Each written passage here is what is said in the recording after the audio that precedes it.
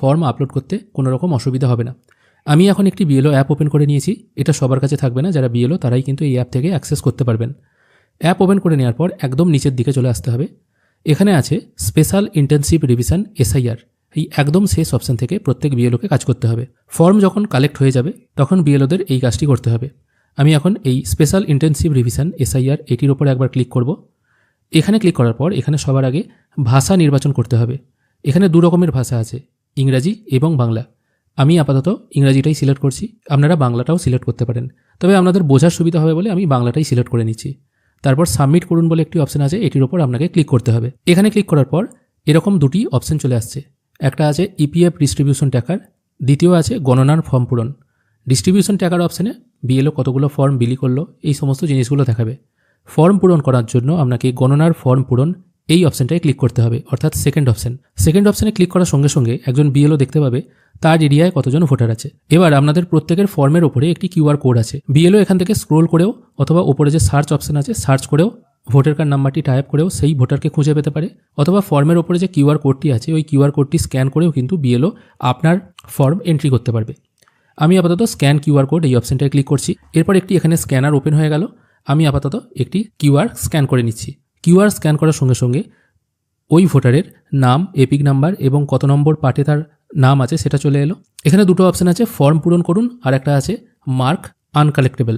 যদি দেখা যায় ওই ভোটার ফর্ম জমা দেয়নি, ফর্ম আপনি তাকে হয়তো দিয়ে এসছেন কিন্তু সে ফর্ম জমা দেয়নি, তার বাড়িতেও কেউ নেই, সেক্ষেত্রে মার্ক আনকালেক্টেবল এই অপশনটায় ক্লিক করতে হবে, মানে সে ভোটার ফর্ম জমা দেয়নি।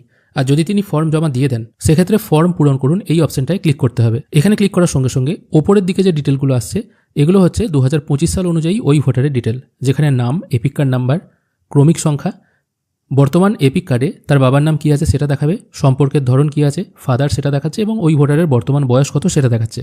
একটু নিচের দিকে চলে এলে সর্বশেষ এসআইআরে আপনার যদি নাম থাকে সেটা অটোমেটিক এখান থেকে ফ্যাচ হয়ে চলে আসবে।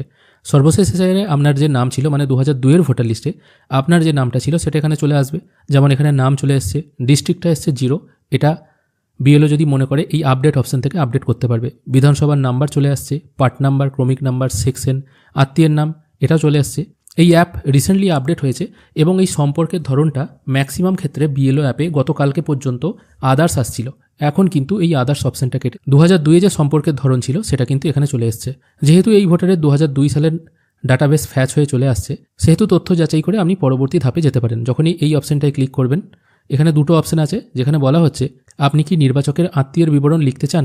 দেখুন এখানে যেহেতু 2002 ধরে ওই ভোটারের নাম চলে এসছে, সেক্ষেত্রে আপনাকে কিছু করতে হবে না, সরাসরি আপনি না করে একদম এই অপশানে চলে আসতে পারবেন, যেখানে আপনাকে ফর্মের ওপরের দিকের অংশটা ফিল করতে হবে, যেখানে আধার নাম্বার, ফোন নাম্বার দেওয়া জায়গা আছে।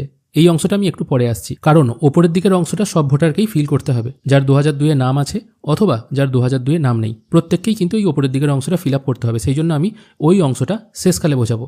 এরপর আমি এমন একজনকে ভোটারকে নিয়ে নিচ্ছি যার 2002-এ নাম থাকেনি, কিন্তু তার পিতার অথবা মাতার বা ফ্যামিলি রিলেটিভের যে কোনো একজনের, মানে পিতা, মাতা, দাদু, ঠাকুমা, তাদের 2002-এ নাম ছিল। সেক্ষেত্রে তার কী কী অপশান আসবে এখানেও দেখুন।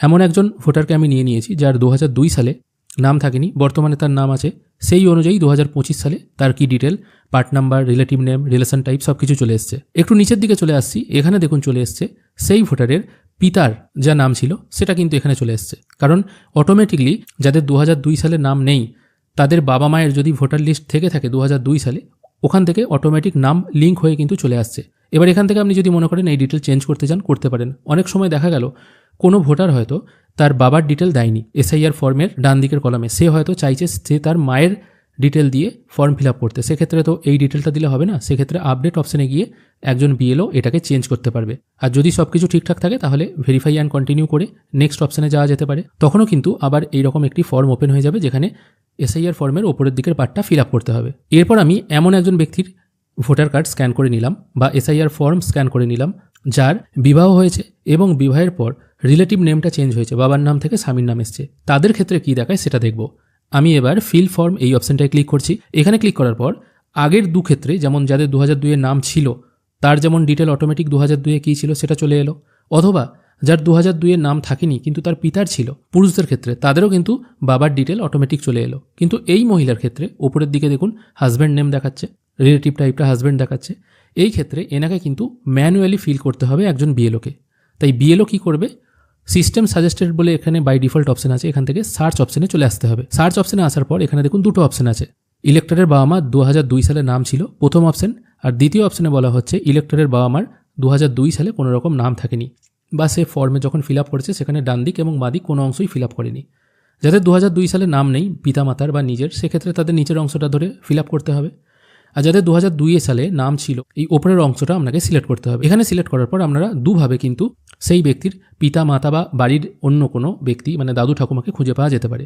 একটা হচ্ছে লোকেশন অনুযায়ী বা ফ্যামিলি অনুযায়ী, আর একটা হচ্ছে assembly constituency part number serial number অনুযায়ী। এই অনুযায়ী যদি আপনি খুঁজতে চান তাহলে আপনারা এসআইআর ফর্মটি নেবেন, সেই ফর্মে দেখবেন সেই ব্যক্তি লাস্ট এসআইআরের স্টেট কী দিয়েছে সেটা এখান থেকে সিলেক্ট করতে হবে। তারপর ডিস্ট্রিক্ট কী দিয়েছে সেটাও আপনাকে এই ড্রপডাউন থেকে সিলেক্ট করতে হবে। লাস্ট এসআইআরে বিধানসভা কী ছিল সেটা এখান থেকে আপনারা ড্রপডাউন থেকেই পেয়ে যাবেন। পার্ট নাম্বার কত ছিল সেটাও পেয়ে যাবেন, এবং সিরিয়াল নাম্বার কত ছিল সেটাও কিন্তু, পার্ট নাম্বার বলতে অংশ নাম্বারটা, সেটাও পেয়ে যাবেন, এবং সিরিয়াল নাম্বার কত ছিল সেটাও পেয়ে যাবেন। সব কিছু ডিটেল ফিল করে সার্চ করার সঙ্গে সঙ্গে ওই নির্বাচক যার কার্ড ধরে নিজের এসআইআর করাতে চাইছে সেই ব্যক্তির ডিটেল কিন্তু এখানে খুঁজে পাওয়া যাবে। তারপর ভেরিফাই অ্যান্ড কন্টিনিউ করতে হবে। ভেরিফাই অ্যান্ড কন্টিনিউ করার সঙ্গে সঙ্গে প্রথমে ডেট অফ বার্থটা ভোটার কার্ডে যেটি আছে সেটা ফ্যাচ হয়ে এখানে চলে আসবে, আপনাকে ম্যানুয়ালি ফিল করতে হবে না। যদি কারোর না আসে সেক্ষেত্রে ওই নির্বাচক তার এসআইআরে যেটা লিখেছে বা যে ডেট অফ বার্থটা লিখেছে সেটাই এখানে ফিল করতে হবে। অবশ্য বলে রাখি এই ডেট অফ বার্থটা কিন্তু আপনার এসআইআরের পর যে ভোটার কার্ডটা হবে সেখানে কিন্তু আপডেট হবে না, তাই এখানে যদি ভুল হয়ে যায় সেক্ষেত্রে কোনো রকম সমস্যা নেই। আধার কার্ড নাম্বার অপশনাল, দিতেও পারেন নাও পারেন, কিন্তু কোনো নির্বাচক যদি ফর্ম ফিল আপে আধার কার্ড নাম্বার দিয়ে থাকে সেটা ফিল করতে হবে। ফোন নাম্বার তারপর ফিল আপ করতে হবে। পিতার নাম, এখানে পিতার নামটা ফিল করতে হবে। পিতার নাম এবং মাতার নামের পাশে দেখুন লাল স্টার দেওয়া আছে, সেক্ষেত্রে পিতা এবং মাতার নাম অবশ্যই ফিল আপ করতে হবে। যদি পিতা মাতা জীবিত না থাকেন, তাদের এপিক কার্ড না থাকে, তাহলে এন্টার এপিক নাম্বারের জায়গায় কিছু লেখার দরকার নেই। একই রকমভাবে স্বামীর নাম লিখতে হবে, যদি স্বামী বেঁচে থাকেন তাহলে তার ভোটার কার্ড নাম্বারটা স্পাউস এপিক নাম্বারের জায়গায় লিখবেন, যদি বেঁচে না থাকেন তাহলে লেখার দরকার নেই। অবশ্য পিতামাতার নাম ম্যানুয়ালি টাইপ করার আগে যদি পিতামাতা জীবিত থাকেন এবং তাদের এপিক নাম্বার যদি থেকে থাকে সেক্ষেত্রে এপিক নাম্বারটা এখানে টাইপ করলেই, তারপর এখানে সার্চ অপশনটায় ক্লিক করলেই তার নামটা চলে আসবে। যেমন আমি এখানে একটি এপিক নাম্বার লিখে সার্চ করলাম, সেই ব্যক্তির নাম চলে এলো। এবার চলে আসছি বাংলা ইংরেজির ব্যাপারটা। কেউ যদি বাবার নাম, স্বামীর নাম, মায়ের নাম ইংরেজিতে অথবা বাংলায় লেখে সেক্ষেত্রে এখানে কীভাবে টাইপ হবে দেখুন। এখানে পিতামাতার নামের ঘরের পাশে না একটা করে মাইক্রোফোন দেওয়া আছে, আপনি এখানে যেটাই বলবেন সেটাই এখানে টাইপ হয়ে যাবে। ধরা যাক আমি এখানে পিতার নামের পাশে আমি লিখে দিলাম, বা এখানে আমি বলার চেষ্টা করলাম, যেমন এই অপশানটা আমি এনেবেল করলাম, তারপর বলছি বন্দে ভারত এক্সপ্রেস, এটা আমি বলে দিলাম। দেখুন এটাই কিন্তু এখানে লেখা হয়ে গেল। অথবা আমি এখানে লিখলাম সুজিত কুমার রায়, দেখুন এখানে কিন্তু এটা চলে এলো। এবার যদি ছোটোখাটো স্পেলিং মিস্টেক থাকে, RAI হয়েছে, এটা যদি RAY হয় সেক্ষেত্রে এটা মুছে RAY করে দেওয়া যাবে। এটার জন্য কিন্তু কোনো অসুবিধা নেই, মানে মুখে বলে করা যাবে, টাইপ কিন্তু হবে না একজন বিএলওকে খুব বেশি। এরপর চলে এসেছি একটু নিচের দিকে। এখানে 2002 সালে যে ব্যক্তির 2002 ভোটার লিস্টে নাম থাকেনি, তারা যার ভোটার কার্ড ধরে নিজের এসআইআর করবে সেক্ষেত্রে এখানে তার ডিটেলস শো হবে, এবং নিচের দিকে রিলেশন টাইপটা সিলেক্ট করতে হবে, ফাদার, মাদার, গ্র্যান্ডফাদার, গ্র্যান্ডমাদার, যেটা হবে আপনার ক্ষেত্রে সেটা সিলেক্ট করে নেবেন। কিন্তু যে ব্যক্তির 2002 সালে নাম ছিল এবং বর্তমানেও তিনি জীবিত আছেন তাদের ক্ষেত্রে ওই ঘরটা কিন্তু আসবে না। এরপর একটু নিচের দিকে চলে এলে যে ইনুমেরেশন ফর্মটা আপনারা নির্বাচকের কাছ থেকে পেয়েছেন সেটা চুজ ফাইল অপশানে ক্লিক করে আপলোড করতে হবে, এবং আপনার একটি ফটোগ্রাফ যেটা ইনুমেরেশন ফর্মে পেস্ট করা আছে সেটা এই আপলোড ক্লিক ফটো এই অপশানে ক্লিক করে আপলোড করতে হবে। তারপর সাবমিট করে দিলেই আপনার এই ফর্ম কিন্তু আপলোড হয়ে যাবে বা সাকসেসফুলি সাবমিট হয়ে যাবে। এইভাবেই প্রত্যেক বিএলওরা খুব সহজে তাদের এই কাজটি করতে পারবে।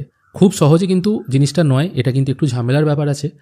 আপনি যতটা সহজে ফর্মটা ফিল আপ করতে পারবেন, একজন বিএলওকে কিন্তু আরও দ্বিগুণ দায়িত্বের সঙ্গে এই জিনিসটা আপলোড করতে হবে।